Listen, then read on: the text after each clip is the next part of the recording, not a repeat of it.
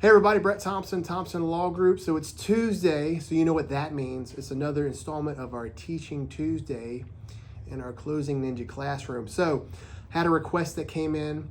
A real estate agent wanted to know what the difference between an option contract and a first right of refusal is. So let's talk about it. So an option agreement and a first right of refusal, it can be a separate standalone agreement.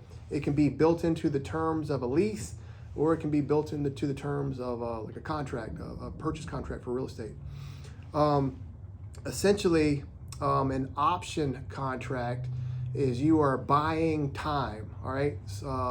Buying time, and you're locking the property up for a certain amount of time whereby you have the option to purchase the piece of property. For example, you could, in exchange for monetary consideration, you could pay $10,000 to an owner of property.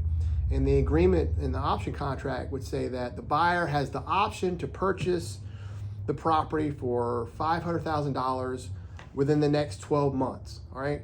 So I've paid you basically to take the property off the market. You can't sell it to anybody else. It's locked up for at least 12 months. And anytime during that 12 months, I now have the option to purchase the property for the agreed upon $500,000. So that's an option agreement.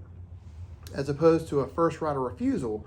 A first right of refusal says that if the seller chooses to sell the property to a third party, I get the first shot. Meaning that, let's say we enter into a first right of refusal, and the 6 months later, the seller gets an offer for the purchase of the property, which the seller wants to accept. And let's say that offer is for $500,000.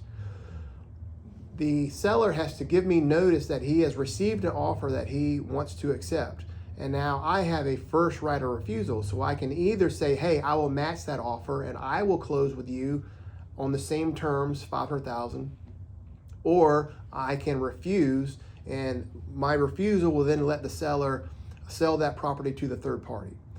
So that's basically the differences between the option contract and the first right of refusal. An option contract or an option agreement can be set forth in a lease, for example. So let's say you're a tenant and you're leasing a piece of property.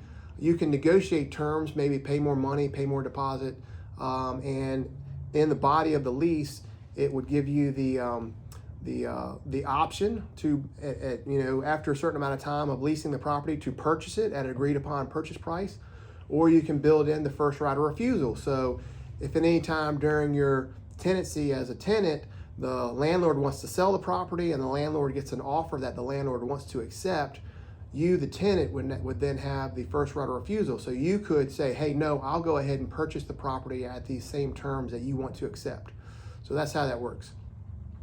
I always try to do also a specific RAIN contract. So the real estate agents in Hampton Roads in Virginia operate under the RAIN contract, which is the Real Estate Information Network contract. So in the RAIN contract, there are forms that come along with the RAIN contract. There's the first right of refusal contingency addendum, and then there's the first right of refusal notice contingency removal addendum.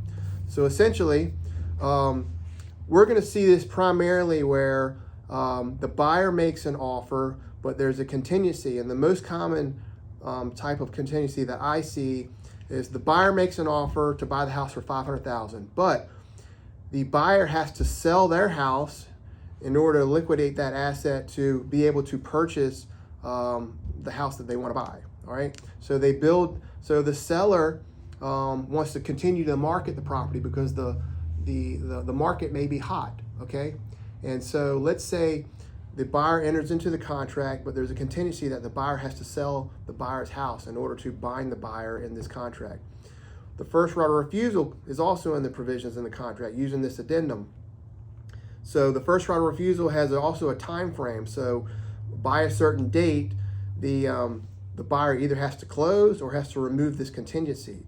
And also, let's say we enter into the contract today, let's say it's January 1st, and then on February 1st, another offer comes in and it's a cash offer, all right? So the third party buyer doesn't need to sell their house. They can pay cash for the house. And so at that point, the seller would give notice to their contract buyer that, hey, I've received a cash offer now and I want to go with this offer. At that point, if the buyer can prove that they can actually close without the contingency of selling their house, for example, if they show that they actually have the cash in the bank or the loan has been approved without the requirement of them selling their house, they could then remove the contingency and they still get the house. If they cannot remove the contingency, or that new buyer that comes along would get the house and they would pay cash for it.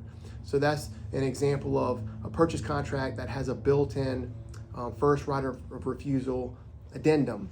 And specifically for the rain contracts in Hampton Roads, there's a second form which expressly says that the contingency is either removed or the contract is terminated and the buyer is released because the buyer cannot satisfy the terms and remove the contingency.